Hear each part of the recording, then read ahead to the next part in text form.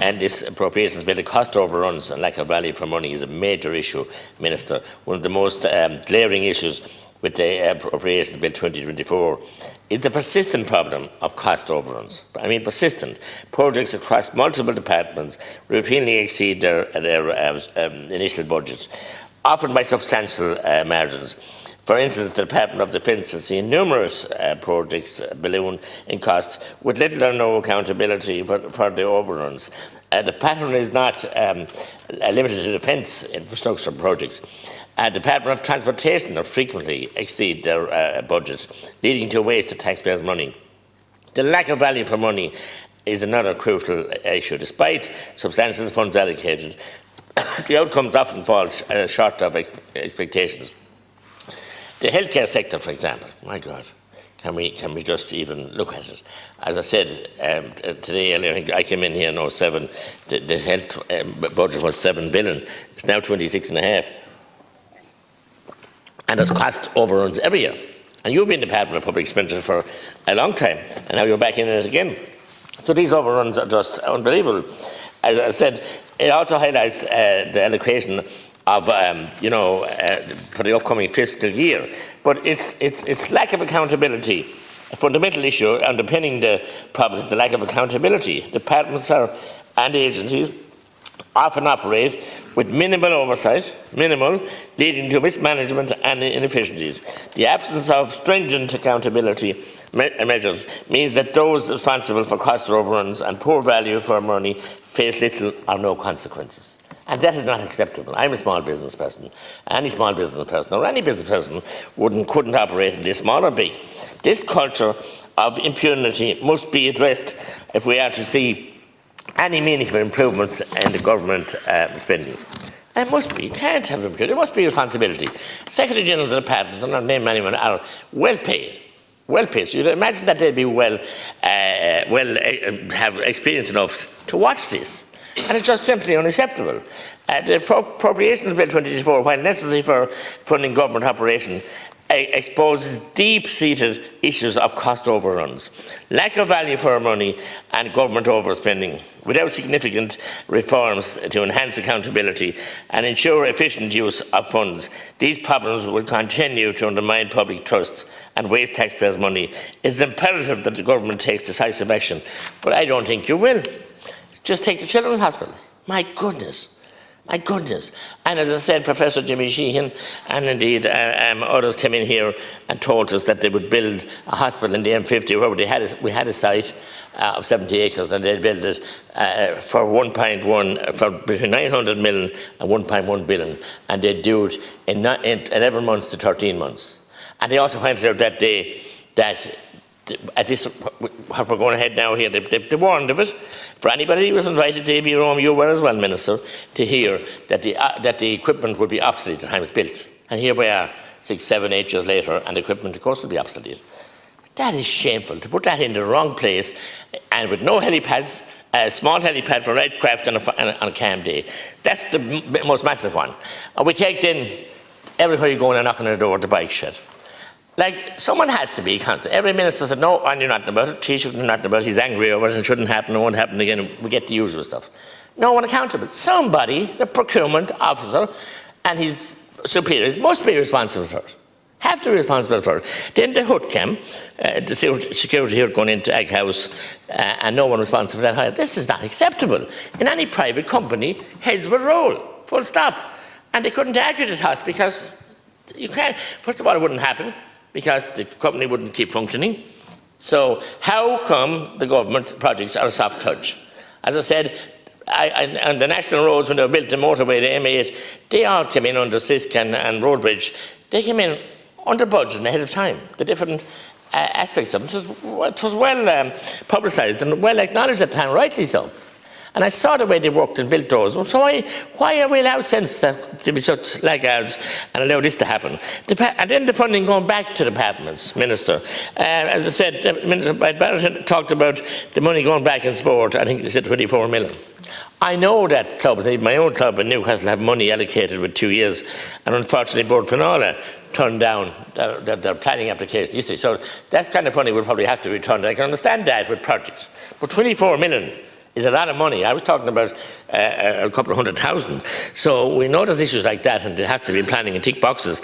But that kind of money going back, and to think that 129 million going back on national roads, how could this happen? We had uproar this year when, and rightly so, when many roads overlay present existing national roads were taken out of the proposed roadworks. No funding. Fermoy town had the very same thing. Funding pulled for the pavement overlay in the town of Fermoy. Councillor Peter Donoghue was on to me about it and many others, even though I'm not from that area at all. And massive, they've come up here to do sit-ins in the department offices. How can this happen? And how can we see that if we have 124 million going back? It's only early November, 124, when there are projects waiting. Take the N24, soon to be M24 project. Arab consultants are doing it from Palace Green to Cahir, Clockbreda. Thankfully, that's continuing on with a lot of lobbying to get the couple of million to keep the consultants in place. But the other leg of it, most important road from Clockbreda roundabout outside Cahir onto Clonmel, onto Carrick-on-Suir and onto Pilton to Waterford, and part of Kilkenny. And Kilkenny Council are the lead design team here. But that has been stalled because Arab consultants, or whatever consultant got it, but Arab had it, and they wanted 3 million. Not that they wanted it, it was going to cost 3 million to keep the consultants engaged on that most important, long-term, desperately needed upgrade of that road to a motorway, we thought, but now we're told it's a single carriageway again. But nonetheless, it stopped dead in the water for the sum of 3 million. Same happened 2 years ago, and all the deputies from all the counties, Kilkenny, Waterford and South Tipperary got together, and thankfully money was found. 3 million is not an awful lot of money, and there we see 120. What do we see going back? A vast amount of money going back and that. So these kind of projects shouldn't be happening. That whole stop-start. How can you develop a project if you're going to be depending on consultants for 1 year to bring it on to different pre-planning stages and to notice to treat and all the different ideas and design, all the stages? You have to have this continuity. There's no planning funding in for this year and last year, and there's no funding, so stop dead in its tracks. That kind of piecemeal, lack of plan and lack of forward planning is not good enough either. Again, a business person wouldn't be able to sustain that.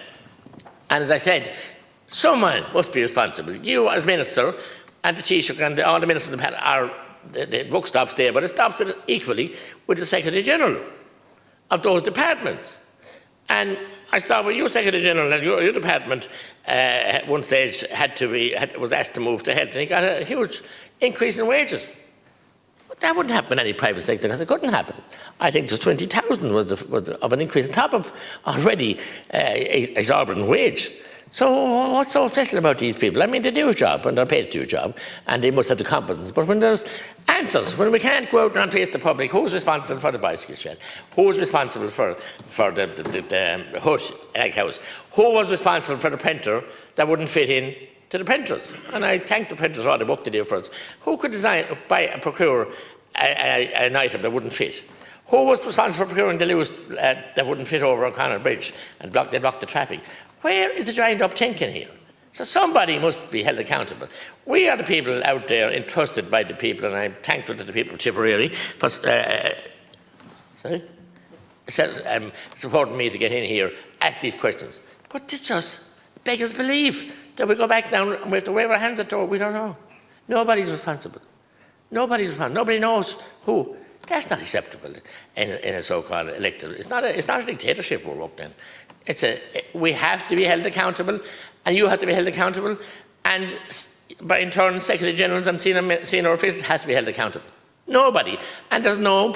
They're operating with impunity. There's no repercussions for the willful waste. And the old saying is, willful waste makes woeful want. And my goodness, have we willful waste now going on? In a time of such need, people with scoliosis and a plethora of different problems, issues out there, they badly need money. I mentioned School Angus, I mentioned special schools and special places. When they look at this, they won't vote Minister for any of us because they're just deflated, disappointed, disgusted. There's not enough adjectives to describe it, and you can't blame them with the waste and the lack of accountability. And these issues come up in the media or the ditch or whatever, and no one is responsible. It just happens. Santa Claus or I don't know who, nobody. That's not acceptable in any democracy. It's meant to be an accountable democracy. We're held to account with the appropriation bill here, and it's meant to have answers. And it'll be the same next year. Thank you. Thank you very much, and thanks to all the deputies for the contributions that they've made. Just to respond back to a number of the matters that have been raised in this debate. Firstly, the issue here of accountability in relation to the huge amounts of money that I'm asking the Dáil to vote on this afternoon. And I thank deputies for recognising the importance of the passing of this legislation. But I would emphasise to them that in order to get to this point, there's revised estimates and supplementary estimates that have to be passed in order for this bill to be passed. And those individual estimates are all debated by the Oireachtas in their relevant Oireachtas committee. So before we got to the point of doing the appropriations bill here today, supplementary estimates have been passed, and those supplementary estimates involved ministers bringing those supplementary estimates into their Oireachtas committee and be scrutinised at that point. So yes, it is custom that this piece of legislation be dealt quickly with by the Dáil, and as Deputy Conway Walsh acknowledged, Deputy Snuddig, it does normally happen during the month of December, later in the year. We know that it's not happening now for other reasons. But it is still important to emphasise that even though the timing is different, in order to get to this point of the appropriation bill being in front of the House, estimates will be discussed by the relevant Oireachtas committee, and that is the point at which the scrutiny happens. The second point I'd make is in relation to the carryovers that we've discussed here this evening. 2 points in relation to that. Firstly, the capital carryover here in this particular appropriation bill at €207.21 million. I take the point that is a very large amount of money. It's still 1.6% of the total capital allocation that was available to government departments for 2024. So even though it's a very large amount of money, it's a comparatively small amount of the total capital budget that was available to all government departments. And because the money has been carry-overed, it does not mean it's been handed back. It just means it's going to be spent at a different point. So, Deputy Boyd-Bard, when you were talking about the €24 million, that money's not been surrendered back. The money's still with the Department of Sport. What it means is, as opposed to that being spent in October, November or December, it'll be spent in January, February or March, or at some point next year. And the point that you were making, and other deputies did, but the money's not lost. And the point that was being made or suggested is that because this is a carryover, the money's been handed back. That's wrong. Because it's a carryover, it's been retained within department, but spent in a different year. And the absence of a carryover would mean the money is not being spent in the department. But the presence of a carryover means that it is. And there's a real fundamental misunderstanding regarding what a carryover is here. The money is being spent, but just spent in a different calendar year. And then in relation to the different charges that are made in relation to waste and mismanagement, and they were made there strongly by Deputy McGrath there a moment ago, you made the point about accountability. I'm here in front of the Dáil and in front of an Oireachtas committee very regularly regarding the use of the taxpayers' money, as it should be. And I'll be the first to acknowledge that there are a number of areas in which things should have been done better, and I've acknowledged that in the past. But I'll still make the point to you that for the vast majority of the spending of our country's money, particularly when it comes to capital expenditure, it is being used in the way the country would want and does deliver projects that are either on time or broadly on budget. And I make the point to you broadly about costs going up. Just because a cost goes up doesn't mean it's the same thing as a cost overrun. And we've just gone through a period in which the cost of building anything within our country has gone up for reasons that are beyond our control. The price, and you'll know this as well as I will do, price of concrete, wood, metal, energy, all the things that we need, just as the private sector needs, to build a home, to deliver a wastewater treatment plant. The cost of those projects have all gone up. Much of that is because the cost of the raw materials, the cost of energy has gone up as well. So the cost of something going up is not the same as a cost overrun, and isn't in many cases due to any alleged incompetence or inefficiency. It's just as the private sector is having to spend more to deliver certain projects. The state and no government is immune to those changes in the price of raw materials that we need to deliver very big projects, or indeed any projects at all.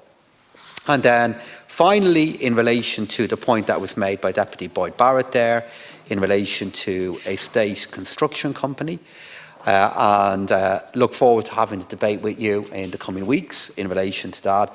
But it's still worth emphasising that the state does deliver homes and does build homes. It builds it through local authorities. And as I noted there in my speech there a moment ago, in 2023, 11,938 social homes were delivered. I know that's not the same as built.